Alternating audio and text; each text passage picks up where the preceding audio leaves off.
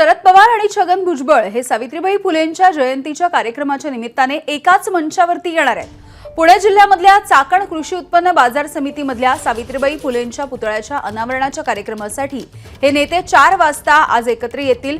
या कार्यक्रमासाठी दिलीप वळसे पाटील यांना सुद्धा आमंत्रण देण्यात आले। खासदार अमोल कोल्हे यांनी यासाठी पुढाकार घेतलेला आहे। तर शरद पवार आणि छगन भुजबळ हे या कार्यक्रमाच्या निमित्ताने एकाच मंचावरती येणार असल्याची माहिती मिळते।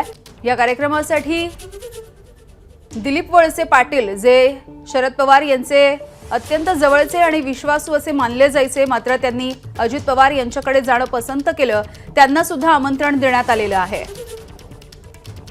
मंदार गोंजारी आमचे प्रतिनिधी आपल्याला अपडेट्स देत आहेत। मंदार, आपण बघतोय की सावित्रीबाई फुले यांच्या जयंतीच्या कार्यक्रमाच्या निमित्ताने हे सगळे नेते एकत्र येत आहेत। खरं तर राष्ट्रवादी दुभंगल्याच्या नंतर आता हे सगळे नेते एकत्र दिसणार आहेत आपल्याला एका मंचावर। राष्ट्रवादी काँग्रेसमध्ये फूट पडल्यानंतर आपण पाहिलं छगन भुजबळ आणि दिलीप वळसे पाटील यांनी अजित पवारांसोबत जाण्याचा निर्णय घेतलेला होता। त्यानंतर शरद पवारांसोबत ते एकत्रित कुठल्या कार्यक्रमाला दिसलेले नव्हते। उद्या सावित्रीबाई फुलेंची जयंती आहे आणि निमित्त जयंतीचं असलं तरी अर्थातच शरद पवार आणि छगन भुजबळ एका मंचावरती येणार असल्याची चर्चा होणार आहे आणि याला पार्श्वभूमी आहे ती छगन भुजबळ नाराज असल्याची। कारण आपण पाहतो आहोत की मंत्रिमंडळामध्ये छगन भुजबळांना स्थान मिळालं नाही आणि त्यानंतर त्यांनी अजित पवारांवरती थेट टीका केली। अजित पवारांनी त्यांच्या नाराजीची दखल घेतली नाही।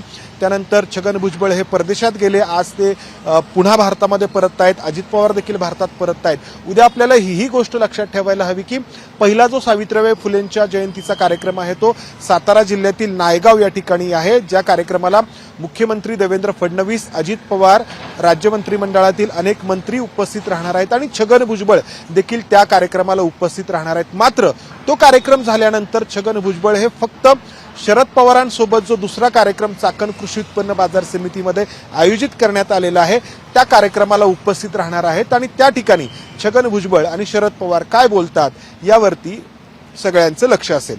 यामिनी, धन्यवाद मंदार या अपडेटसाठी। एबीपी माझा, उघडा डोळे बघा नीट।